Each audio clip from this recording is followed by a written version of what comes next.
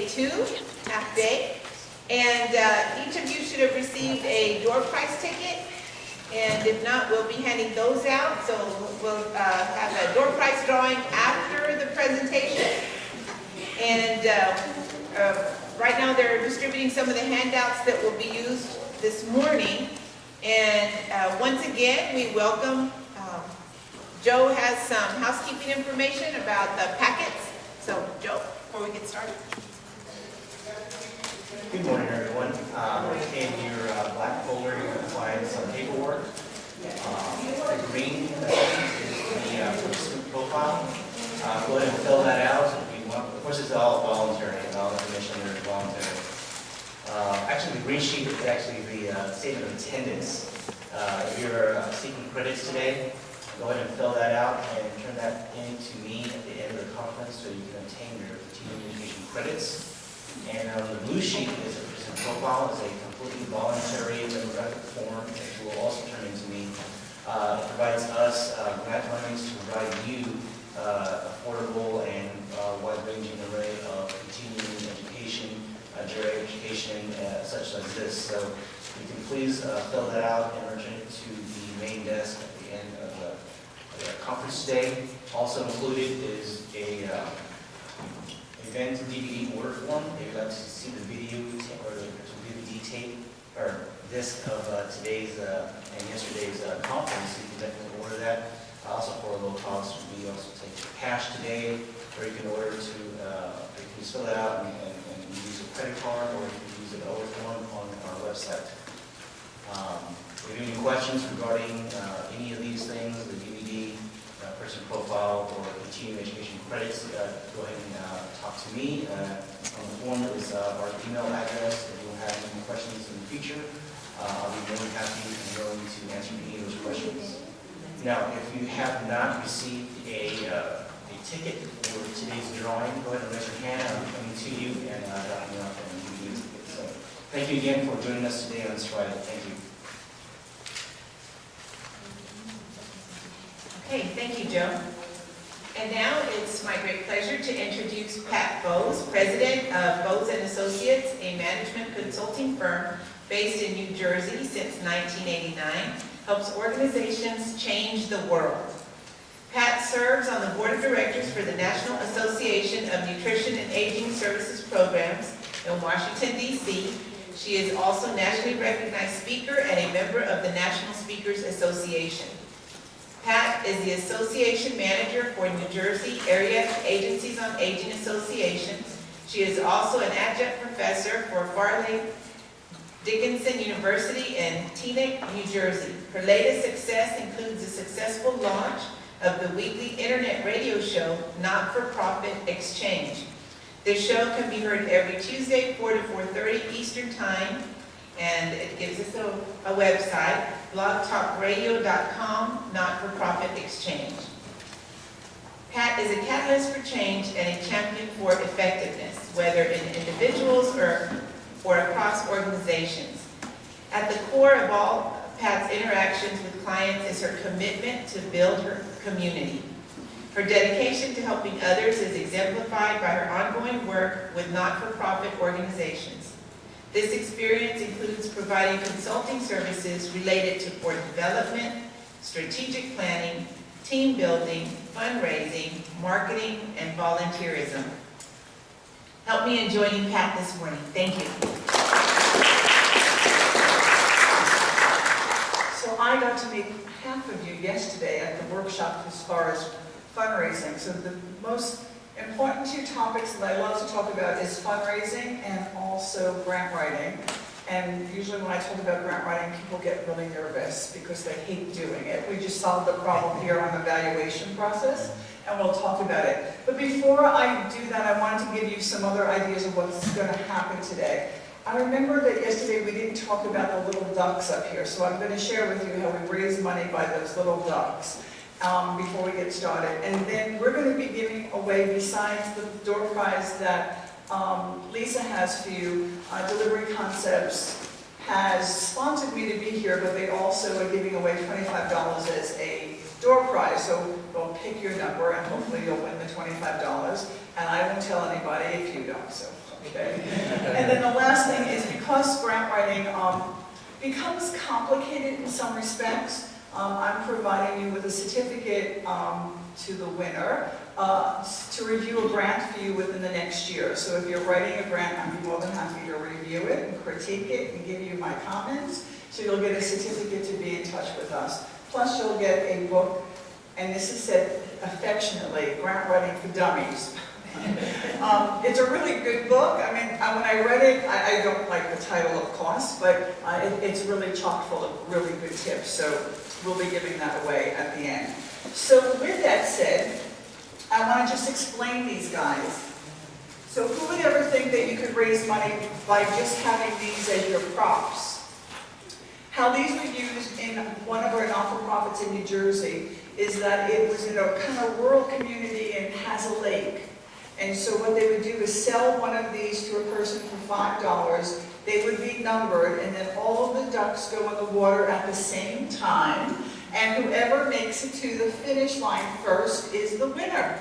They raise over thousands and thousands of dollars because it's a community event and it's fun. So I need you to think outside the box going forward about how to raise money non-traditionally. I mean, the ask, we talked about the ask, we talked about, employee contributions, we talked about a lot of things yesterday, but there could be fun things. And this is an opportunity not only to raise some money, but also to raise some friends. When we do fundraising, we also do friend raising. So you have to decide which is the biggest piece here. But again, using the ducks worked really well, and it's an annual event now, and now they have a whole vendor food supply, so it's an outing for the family, and it's grown year after year. So these little guys raise a lot of dollars. So you can do really regular ducks, you can do fish, I don't care, but I'm sure you have some running water. As I learned, when I think about Texas, I never thought about water, but I'm sure you have some streams and lakes and all of that all over. And if not, come up with something else a little more creative. So that was my tip for yesterday that I forgot, because people are saying, so what is that?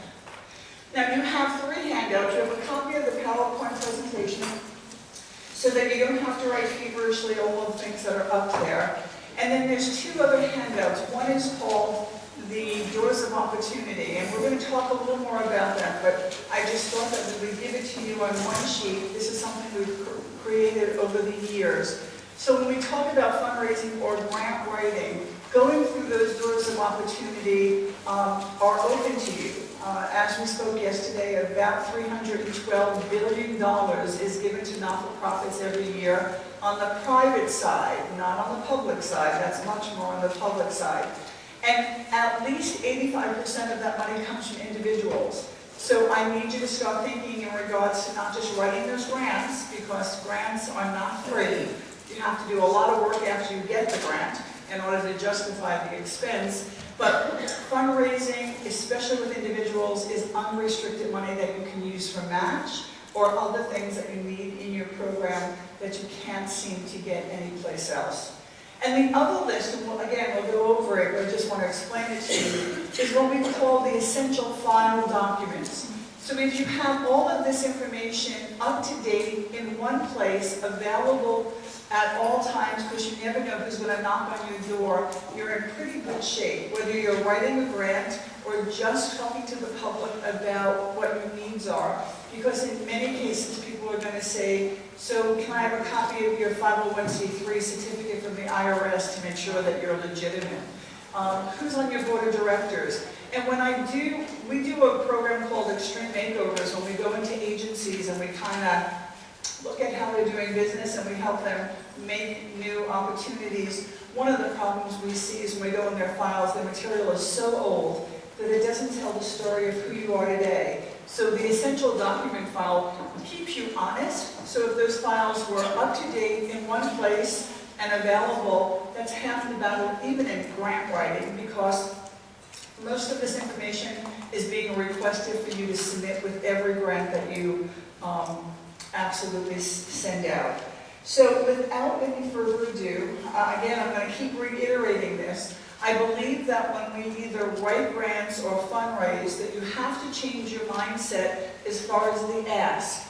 I want you not only to think about raising dollars, but understand what you need. And I think that the ask could be and include goods, services, professional volunteers, but of course money. I mean, a lot of you do need the dollars to do what has to be done.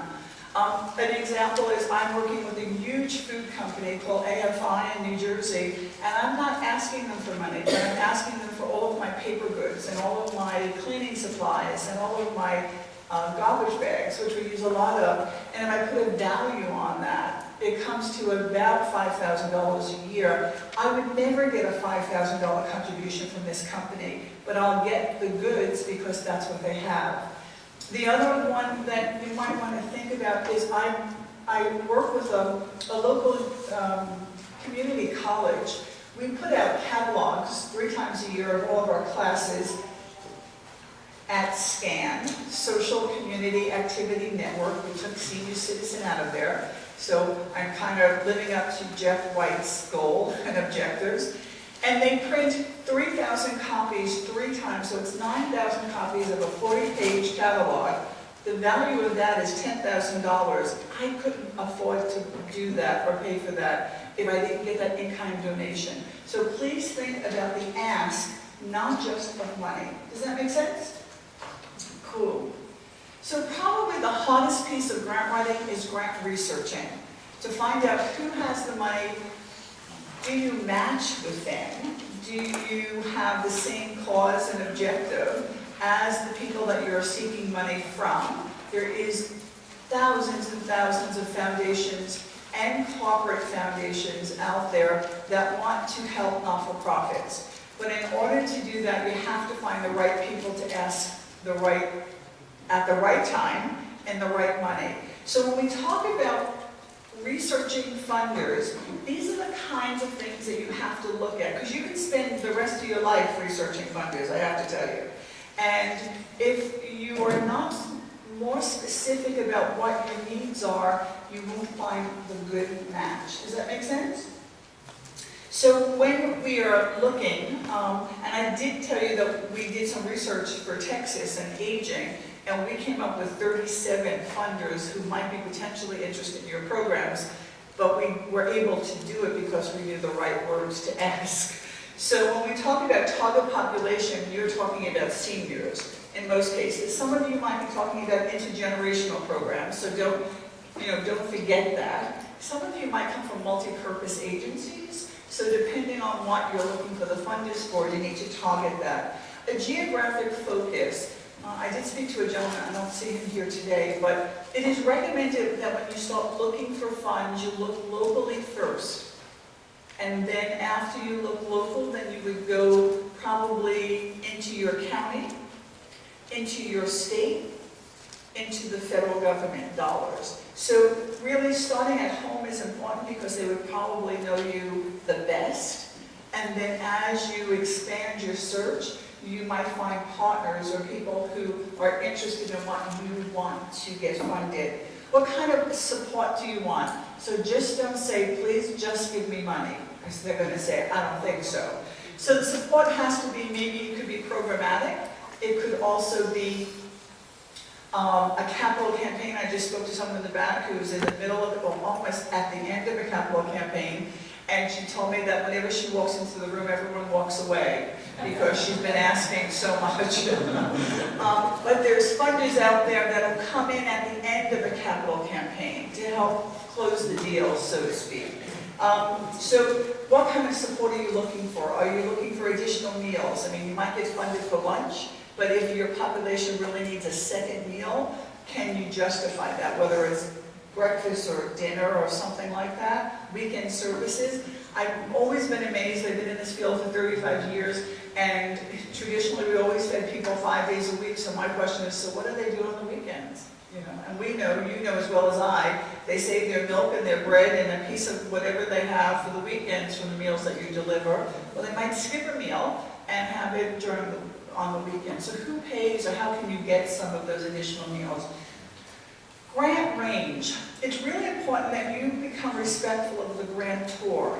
So while you might need $10,000, their range might only be $1,000 to $2,000. So instead of taking yourself out of the ballpark from the beginning, be respectful of what they give and how much they give. You can research them, and again, we'll talk about grant stations, which is the research tool that we use and we're affiliated with, and it's grantstation.com. And we will provide you the opportunity, if you would like to go on our email list, Bohse and Associates, you can give me your name or your business card, and we send out a weekly blast from grant stations on lots of grant opportunities that are out there, and a lot of good articles, and they do lots of webinars to keep you informed about grant writing. But grant range is really important, so don't over-ask. If they don't give $25,000, ask them for a piece of your $25,000 project, not all of it. They usually also want to know who else is funding you, or where else are you planning to get that money, because they don't want to be the lone ranger in providing you money. They want to make sure that they are working with successful programs, winners, so to speak. Not that you have to prove that everyone else is on board, but they want to know who else you're going to in order to make this actually happen. Deadlines. So he who gives commands, I'll say that again, he who gives commands. So they're giving out money, they have their own deadlines. And so we always recommend that you have what's called a grant calendar, because you've done all of this research, and you might have a wonderful fit, but you just passed their submission deadline. So put them on your calendar to go to them in another 6 months. Some grantors look at grants monthly, not usually, quarterly, twice a year, once a year. You need to be informed about when they give out their money and when they review it. The other key note here is if you're dealing with corporations, and I have to tell you, you have oodles of them around here, the big guys, you have to be aware of their annual budget time. They're doing budgets for next year or 2 years down the road. So if you have a request for money, whether it's $500 or $5,000, you have to have that request in well in advance. Not that they don't want to fund you, you're just not in their budget. So you have to become respectful of their timeline. So be on the lookout for when their budget year is. It's not necessarily a calendar year.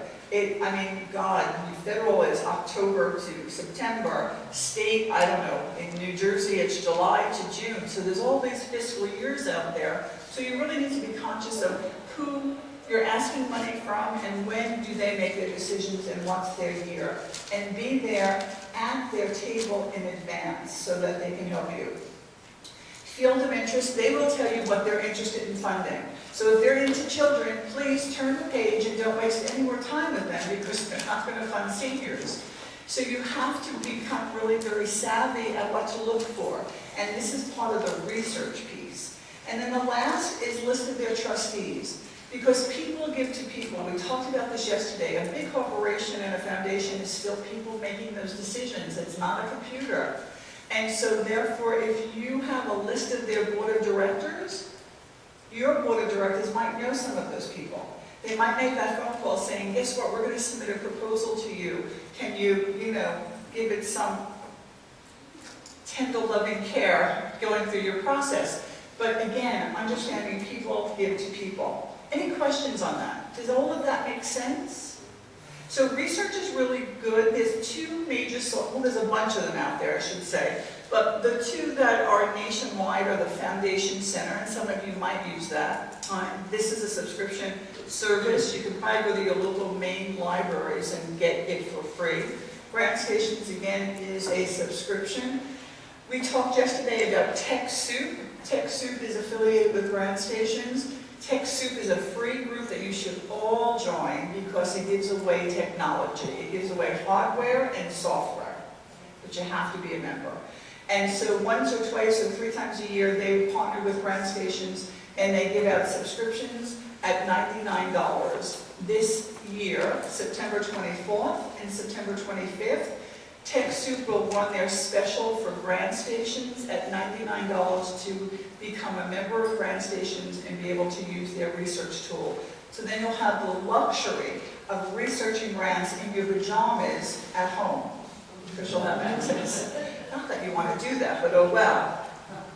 Any questions on this? Does this make sense? Okay. Next, so this is basically your doors of opportunity. I just want to kind of talk you through this. So on the public side, you're pretty familiar with the public side, because that's where you get most of your money now. You usually get Older Americans Act money, that is federal money. It comes down to your state, goes down to your AAAs, and then it goes down to the service providers. So public, you're aware of. Public is very paperwork heavy, should I say. You have to do lots of reports for those. You have to justify the cost and the expenses. But you can knock on people's doors, not only on the federal side, the state side, the local side. I'm not sure here in Texas, but in New Jersey we have what's called municipalities. So it's like the lowest level of government that's local. And a lot of our freeholders or elected officials have their own little budgets that they can give out money to their programs of choice. So don't forget to open all of those doors to make sure that you're getting some of those dollars. The next is on the private side. And on your sheet, you'll see all of these opportunities from foundations and corporations. So we said again yesterday, about 85% come from individuals. I believe that foundations did 14% and corporations did about 5 or 6. Corporations are getting better at giving money away again. When we were going through the financial crisis, they really pulled back. And now they're kind of loosening up their purse strings, but also they're more willing to give goods and services in their employees. They want their employees to be in your programs in the community. So if you have opportunities for that, please don't forget it and put it in part of your request. So we talked about public side, and under the federal you either get a grant or a contract. And in some cases, small agencies don't usually go for federal money. They usually partner with other larger groups to be part of the deliverables. On the private side, we have foundations. And so when you look or do your research for foundations, you might be asking for corporate foundations, family foundations. Community foundations are where people like you and me deposit our money. We want to give to certain causes, but we don't want to have our own foundation. So community foundation is a collection of people's monies for different topics. I don't know what community foundation is in Texas. There might be a lot of them, but you should get to know them a lot better because they might have money for you that you never thought about before. The gentleman in the back who's a grant writer, community foundations in Texas, are there many? Yeah. Okay, and do they do what I just said? They basically pull people's money together and give it out in a variety of ways? Yeah, there are individuals and corporations that come together, even other foundations as well. So it's a really good resource for you to look under community foundations when you do your research in Texas and see what they are giving money to. Because United Way is United Way. But a community foundation, again, it's an organization that pools or collects other people's monies, which is restricted because they're giving them directions on where they want their money to go to, and they oversee the process. Okay? The next has to do with, again, corporations. Now, a lot of times corporations, a perfect example yesterday, a check was given to the association by WellMed. Their local company raised money to present that check. Why not to you? They need to know that you exist. I mean, I have to tell you, the most sexiest program around is Meals on Wheels. Hands down. Because you can understand who the recipient is, you can understand the need, you can understand the isolation, and so therefore if you have a Meals on Wheels program, the doors of opportunity to you are huge. You just have to position it and you have to sell it. That means you have to really talk to people. I know that's terrible, but you got to talk to them because they have no idea who you are, what you do, where you do it, and how you do it. So it's your job to make sure that you educate them. And their employees want to help. In New York City, I was on a board of directors, and we had some local banks who came in once a week. There's 3 local banks. They adopted the senior center once a week, and they're the ones who served lunch to the seniors. So the staff was able to take a lunch break, yay. The corporation loved us, so we got a donation from them. We got employees from them, and we got employees' donations from them, because of that one opportunity to give their employees the opportunity to come into our world and see what we do. So don't forget that, because they're waiting for you, because they all want to give back, and they want to do good stuff. And again, you know, if you can't get through the foundation door and corporations, go to the human resource door to talk about their employees to help you out. Go through the community involvement door. In my new role as this executive director of SCAN, long story, if you were in the class yesterday, you understand, but I deal with lots of banks. Well, oh well. So the banks, the lesson learned for me is that first you need, I'm going to say a godfather, to do the introduction to the corporation, and then you have to do it online. A lot of this stuff now is online applications, which in some cases are wonderful because you only have 3,000 words to tell your story, but in another, you're always asking you about who do you know within your corporation who has suggested that you do this. So they might not even take an application unless someone else says, go do this. So be conscious of that, but that's the community involvement. Every utility company that I know gives away money. Every bank I know gives away money. Every business usually wants to cooperate in the location that you are in. Maybe not dollars, but maybe other stuff. Maybe you just use them as a marketing tool where you put in their window your annual event that's coming up. You get more exposure. Any questions on this? What do you think? Do you all do this? Cool. So, private. We talked about this again yesterday. I just want to spend a second. Don't forget the unions and the associations and religious organizations and the animal clubs, we call them. The Elks Club and the Moose Club and the Lions Club. I'm sure you have all of those versions here. Those people adopt programs every year and raise money for them, so why not you? How many of you have real estate offices in your neighborhood? You sell, I mean, I rode up the road and everything's on sale or for sale. And so you must have some real estate offices. Guess what? The Real Estate Association raises money for local programs. So you have to know that you're there and what you need. Individuals. Now here again, if you look at the org chart, direct mail, you probably do. Some of you might have membership to your organizations, not necessarily, because if you have the Older Americans Act, you can't charge a fee for them to participate. You know that. Memorial contributions, instead of buying the $100 flower bouquet, can they donate to your organization in regards to giving you dollars? And then the last one I want to talk about is direct contributions, the ask. So now we're into grant writing, and this really is, all of that's important because you can go to all of those doors and ask for whatever your needs are.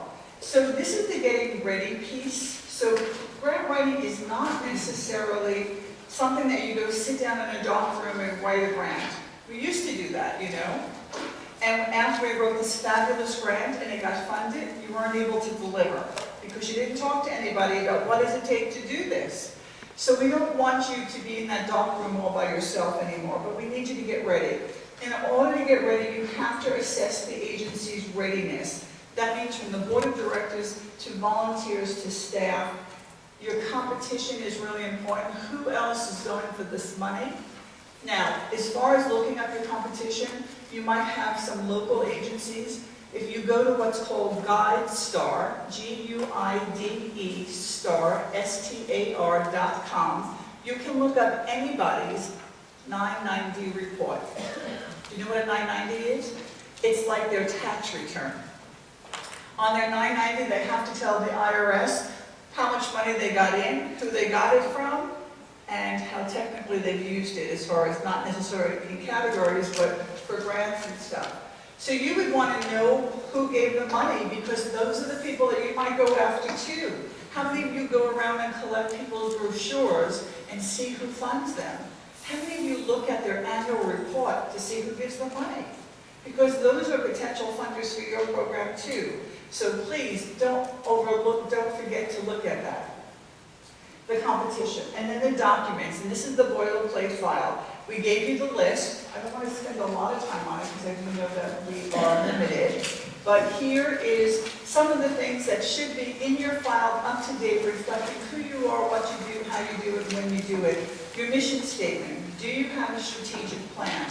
Depending on who you're going to go ask money for, historically, if you had a strategic plan, you were probably one of the top 10 organizations in the country because most not-for-profits never did. It is becoming a required document to submit with grant proposals because they want to know who you are now and where you're planning to go in the next 1, 3, and 5 years. And a plan tells them that.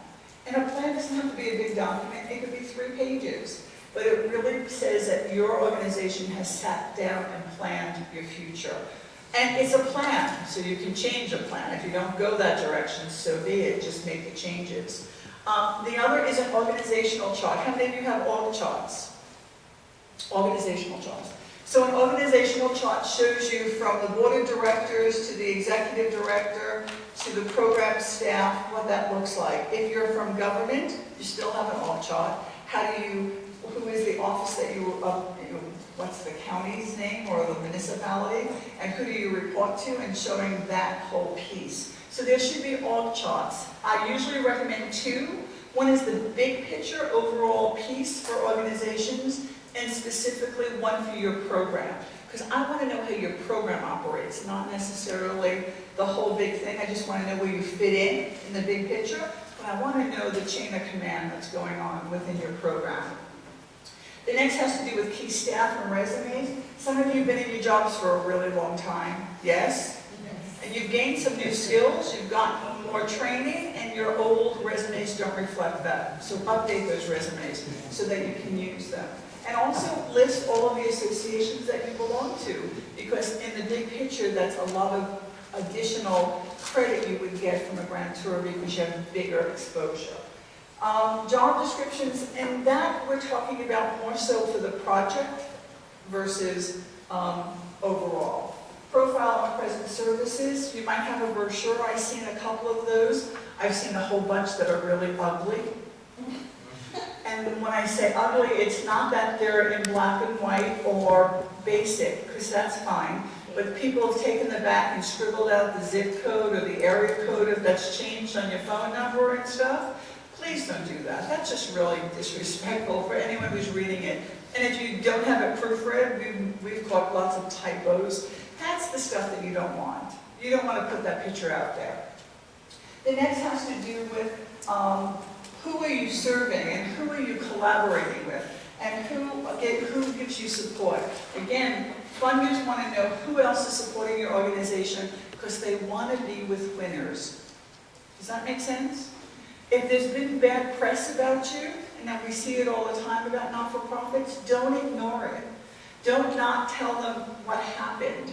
Don't go on for 5 pages. You can do a paragraph that, there was the situation and this is how we're handling it. Because they know more about you than you think they do. And if you ignore it, that's something that they're going to be bringing up saying, so why didn't you address this? Especially if you're lying in the application saying that you're healthy and you're not. The next is the program budget. Now, so we're coming from this big picture to the actual project. So what's the project going to cost? What's the budget agency? So big budget, little budget. The other has to do with lists of income sources. Where's the money going to come from to support the program? The other has to do with audits. A lot of you have to have audits because you have federal dollars. Unfortunately, some of your audits are really old or not up to date, meaning that you probably might be behind 1 or 2 years in audits, so you need to make sure that if you don't have your audit or it's in the process, that you have some kind of letter stating that so that they don't think that you don't have it. The biggest thing is about love letters. Do you get love letters from your clients? Yes? How many of you get love letters from your clients? Where do you put them? In a file, so when funding comes around, like you say, we have them ready as testimonials. Okay. Who else get love letters? Come on, you had your hands up. Where do you put them? So my problem with them being in the file is that the world can't see how wonderful you are. Oh no, we do that too. Okay. So this is your only opportunity, usually in a grant proposal, to tell the world how good you are and what you do. This is standing on your soapbox and telling them all the meals that you've delivered and how you provide customized service to a lot of your clients. This is your time to shine, and the not-for-profit world is really bad at this. We're so bad at telling good things about us. So that should be a whole nother workshop at some point in time, how to write those positive things about ourselves. But it's really important because I want to know what people are saying about you. Those testimonials are absolutely important, and the world should know it. It should be on your website, it should be coming in the center there should be a bulletin board with all of the testimonials that if I first walk into your center, I see that. I don't see just the menu and the activities for the day. I want to see the other stuff that you're doing. Business clips, brochures, wish lists, we talk about that. You all have one, make sure the world knows where it is.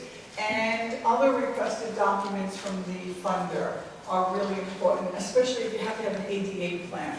Some of the federal dollars are now mandating that you have an ADA plan as far as accessibility, and many of your centers are not accessible. So you've been really grandfathered in, but you should have available where someone can go to get services and meet their needs. As you know as well as I do, that a lot of the big push going on now on the federal government is ADRC centers, Aging and Disability Resource Centers.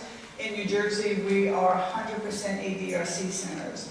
Now, it doesn't mean that you have a physical location, it's really the door of information for both people with disabilities from 18 and up, and then also aging services from 60 and up. In the future, all of your programs might be ADRC because that's the funding trend that's coming down the road.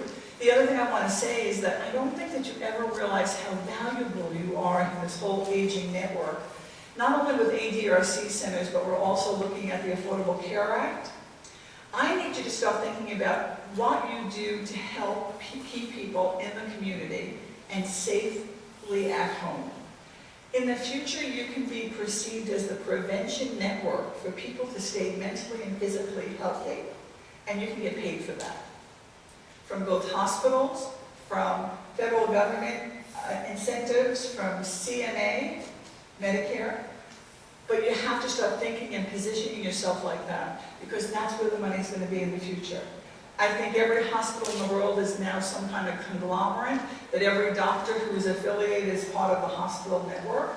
Very rarely are we seeing doctors having standalone practices anymore because they're being bought out by these conglomerates, or what we call affordable care, accountable care organizations. So you really need to get up on that, because I think that you're positioned very well to be able to tap some of those monies. Questions? Why are you all so quiet? Is it just really early? I mean, really? Okay. So the dream team. How many of you have dream teams? Yay. A dream team. I couldn't live without a dream team, because you all can't do it all. You have a dream team. Cool. So the dream team is usually, and this is where we want you all to sit at the same table and talk, the dream team, versus you going in different worlds. So the dream team should be, whoever is the project coordinator needs to have a conversation with the grant writer, because they have to agree. They have to know how this is going to be carried out. The other is you might have an independent writer, because the writing skills are special. And we're talking about concise writing in many cases, especially if the application is online, because you might only get 3,000 words to tell your story. The other is the administrative support to help you pull together the package, the proposal, the budget specialist. If I do a lot of grant reviews, when I look at a budget and I look at a program narrative, they don't say the same thing. They're telling me two different stories. And when that happens, I'm not going to fund that because I don't know which one it is. So the budget has to agree with the narrative, the program narrative. You have to explain to me in the program narrative or in a budget narrative how you came up with those numbers, because I can't read your mind. The other issue is that most of the budgets that we look at don't add up. If you can't make the numbers work, why am I going to give you my money? So people have to work on this, and they have to work together. Again, we have to write it down twice, not sure why, other than they're really important. And if you have any collaborating partners that are going to work with you on this project, they have to be at the table. They need to know what their role is. You need to have an MOU, Memorandum of Understanding, because the funder will want that. Brainstorming. What is the project? So basically in every grant you have to answer the questions who, what, when, where, why, how. Don't you have to do that in everything that you do? Like to do the same thing in a grant. Understand, a grant is just telling a story. If you stop thinking about it as a grant, but think about it as a story, all of this makes sense and it plays out appropriately. So the issue is that every story has a plot, every story has characters, which would be the people that you're trying to serve. Every story has a beginning, middle, and an end being the evaluation and the success process. Every story might not have a budget, but yes, to make that story, you have to have a budget. So it's a story. Please don't get hung up that it's a grant proposal. And the more you talk about your clients or your participants or your customers, the better your grant proposal is. It took me a long time to understand that they don't want to know about me or your agency. They want a page on your agency, maybe 2 pages, to verify that you're legitimate. But really, the story is about your customers. What condition are they in?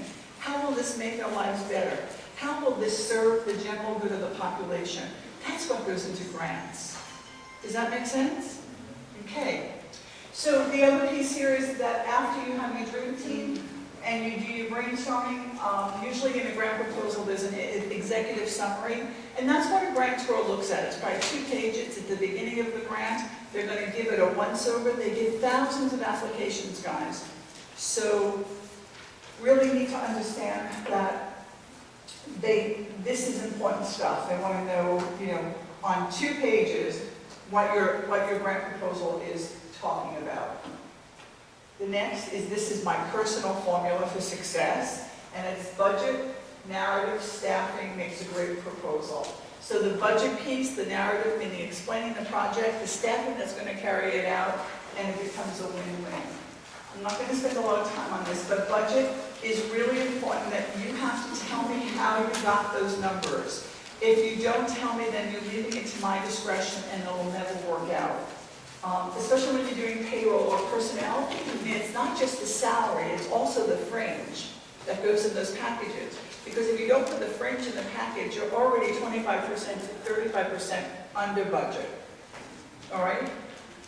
Unless the fringe is an in-kind donation. So I don't think you want to do any of those in-kind donations because they cost a lot of money. In most budgets, I like to put the necessities in the budget and then be able to raise the funds for the fringe. And the necessities usually are staff, location, and whatever you're delivering. So in your case, it would be food. If I don't have money for food and the delivery of that food, then I don't have a program. Everything else as far as programming and parties and stuff is fringe that I can probably raise someplace else and maybe not in the proposal. Any questions? Is this making sense? Is this helping? Okay. Program narrative. Whether it's a separate document or a footnote on your budget page, please tell us how you got the numbers. In many cases, it's just footnotes, so it doesn't have to be long and drawn out. Budget matching funds. So in many cases, you might have to do a match. I think in most of your federal grants, it's 80-20, so you have to come up with 20% of what the total is. This is some places that you can get it, especially if they're not paying for it. And that might be additional personnel. Like you might have supervisors that are not in your grant proposal, and they do a portion of their time to the grant. You can take that time. Professional services, again, you might be working with a university, and they're not charging you. Ha ha ha.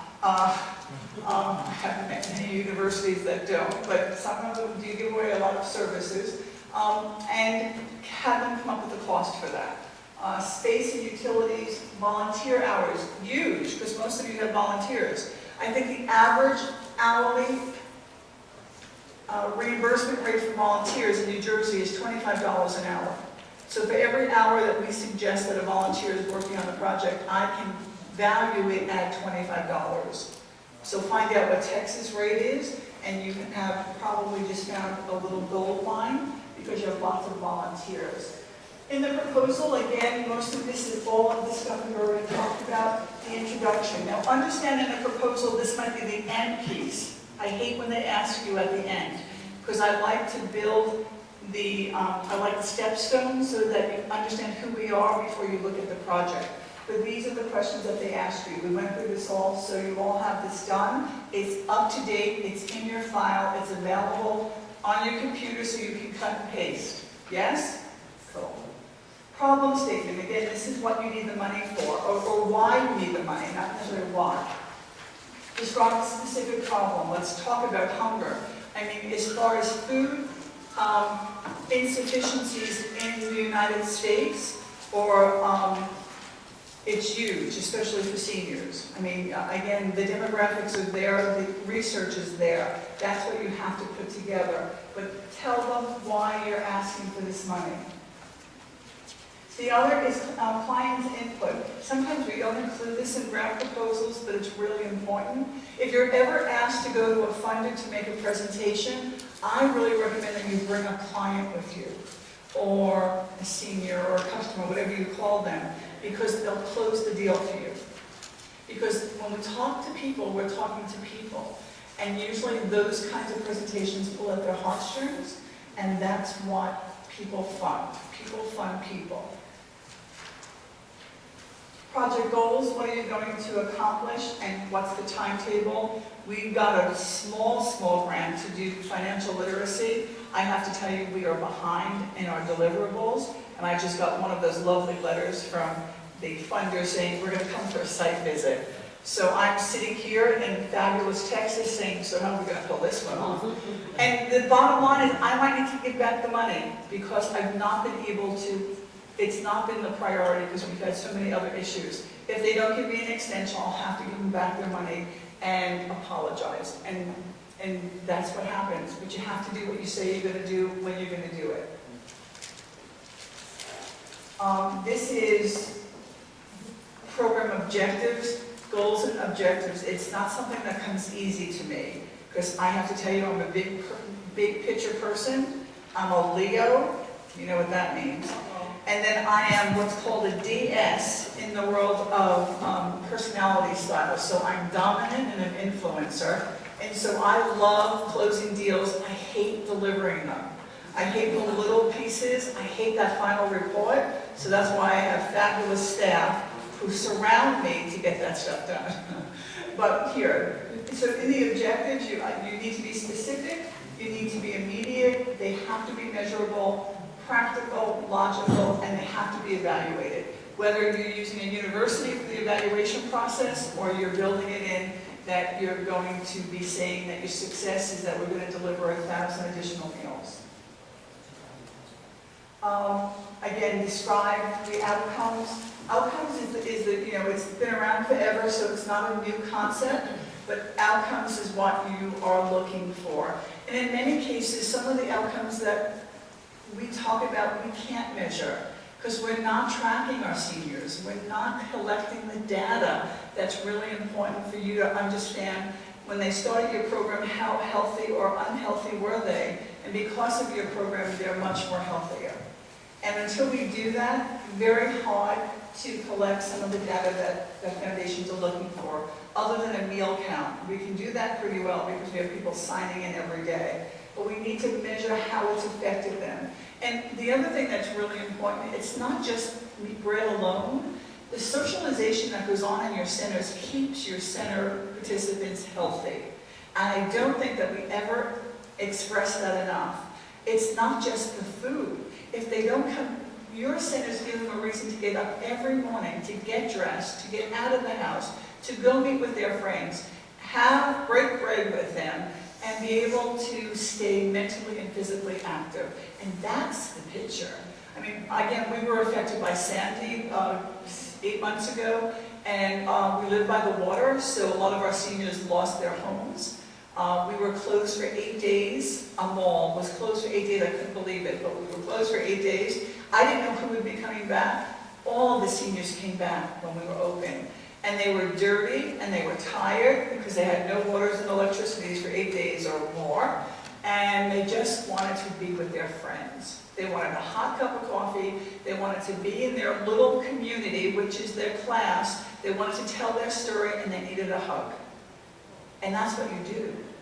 And so how do you translate that into your proposals? Because that's really the important piece here. Besides how much money you save, the whole medical industry by keeping people healthy and in your centers versus a home isolated and then going into the hospital over and over and over again. So you have to change your mindset in regards to how you do this. Project description, again, we talked about this. Demonstrate, what you're going to do, how you're going to do it. Methods, including a timetable, which is really important. The other new thing that's out there is called logic model. So a logic model is like a, it's a diagram. And in it you talk about incomes, inputs and outputs and deliverables. So those are the things that are important. Who's going to be the staff of this particular project? Are they paid? Are they consultants? You need their resumes. And then the bigger issue is cultural competency. I can only imagine here in Texas that culturally you have a diverse population. And so therefore it's important to make sure that your staff is respectful of whatever population you're working with, but also not just respectful, understand where they come from. The gentleman who was talking about the GI generation and the silent generation and the baby boomers, all of that was absolutely on target, but my next piece to that, because I do a lot of that training, is that so many of our seniors didn't come from this country. So they have no idea what we're talking about. When we talk about Elvis Presley and the Beatles, not that they don't know them, but they didn't grow up with that. So it's really important for you to understand who your population is and where they came from and what did they live through so that you can relate to them regularly. Does that make sense? And that's being more culturally competent versus just being respectful to make sure that you can speak the language, and occasionally you'll put in a dish that comes from their cultural background. Evaluation, your favorite. Always ask, they want to know statistically, are you collecting the data? How are you determining effectiveness? Did you do the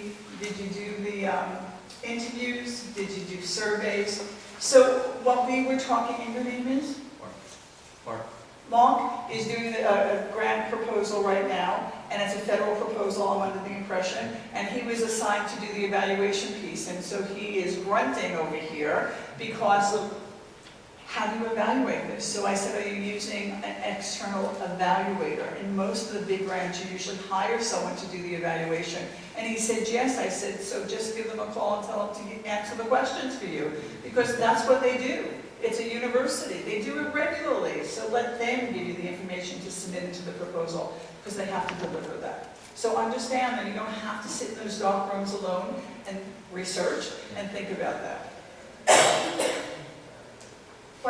Future funding. This is the big piece of proposals, because anyone who is going to contribute dollars to you, they want to know what's going to happen after the grant's over. Are you going to come back to them over and over and over again, or are you looking for new opportunities to get additional money? Some of your money is startups. You might only need money for the first year, and then it'll become self-sufficient. So therefore, you can explain that. And that's something I'd like to hear as a grant reviewer, that you're not going to be depending on me forever, or there's other options out there. So is it going to be self-supporting? Are you going to get future grant proposals?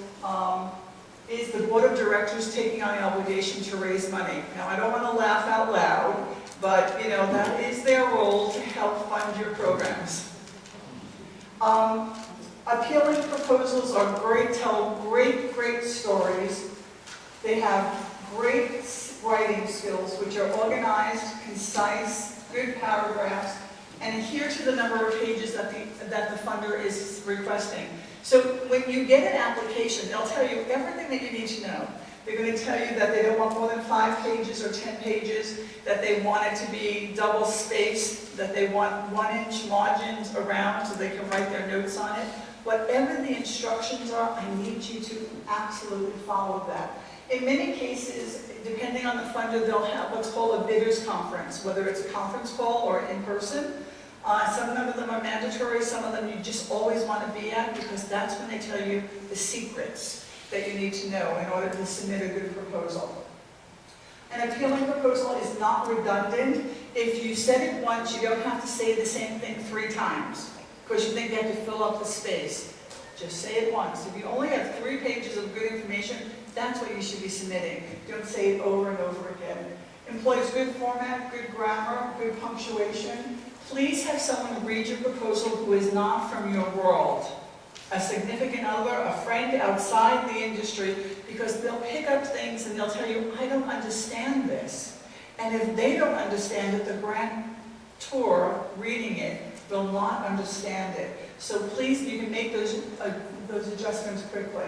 Speak directly to the reader as far as the tense is concerned. Correct spelling, and spell check doesn't do it all the time. And prefer fonts. We just said this. Avoid fancy, distracting fonts. Make sure your figures are accurate. KISS, I believe in the KISS theory. What's the KISS theory? Simple. Keep it simple. What's the other S? I use sweetheart. Okay. So we use it as keep it simple and specific. And not stupid. We would never say that. Make sure that you're delivering according to their instructions. And make sure you say thank you in the proposal for the opportunity to submit. Now, appalling proposals, and unfortunately this is what I see most of the time, and they're sloppy, they have omissions. We've even gotten stuff that have things crossed out on them. I mean, how disrespectful could that be? Unrealistic spending projections, not following the directions, having a, we call it a master proposal and sending it out to the world even though it's not appropriate. You've not even taken into consideration what the funder is funding. So do you think that that goes to the top of the pile? I don't think so. And making an assumption that the reader knows you. Even if it's your AAA and you've been getting funding for the last 25 years, don't assume that. Tell them who you are, what you do, how you do it. No sign of board commitment or community. The board should be signing these letters that are going to funders saying, you know, please accept this application on our behalf. Having goals and objectives that don't meet the need or the documented need. Not saying thank you, not meeting the objectives of the funder, and having endless phone calls to the funder. You're allowed 2, one before and one after. Especially if you didn't get funded, you want to know why. So again, I want to thank Delivery Concepts for bringing me to Texas, and it's been a really pleasure to be with all of you. We have some drawings that we're going to do. Yes? Tickets? Everyone have ticket numbers? And we're giving away 3 gifts. One is whatever their door prize is. I think it's a margarita maker. $25, and then gift certificate to work with me during the year. Again, thank you. Hopefully this is helpful.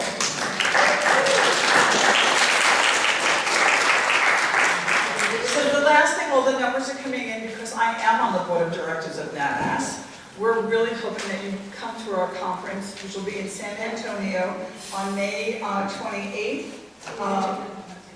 And if you're all entitled to a free membership to NAAS, you have that sheet. If you have it, want me to take it, I can send it to them. And if not, you can sign up, and that'll give you an opportunity to see what we have to offer. So we're hoping that you take advantage of that. So without any further ado, so we're doing the margarita mixer maker first.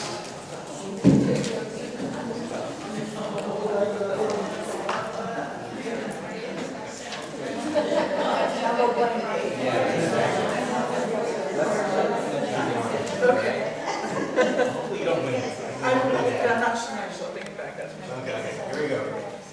Drum roll, please. Everyone has one, yes? Okay, so this is the margarita.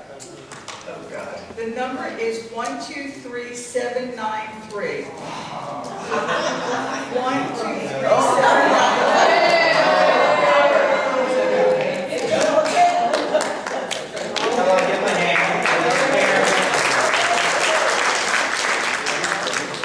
The next is $25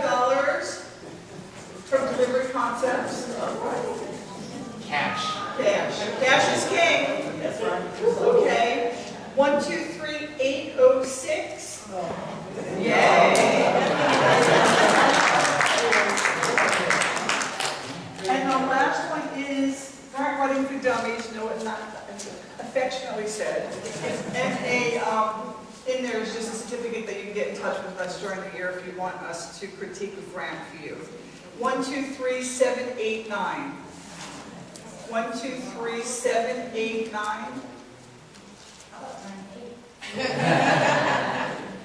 Well, something has to happen. No, what? Maybe I do. Yes, I do.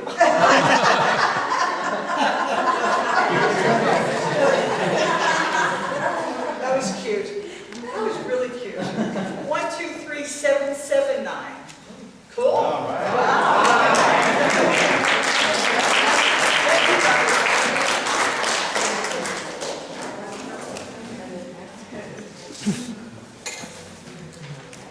Okay, so I guess that concludes this session.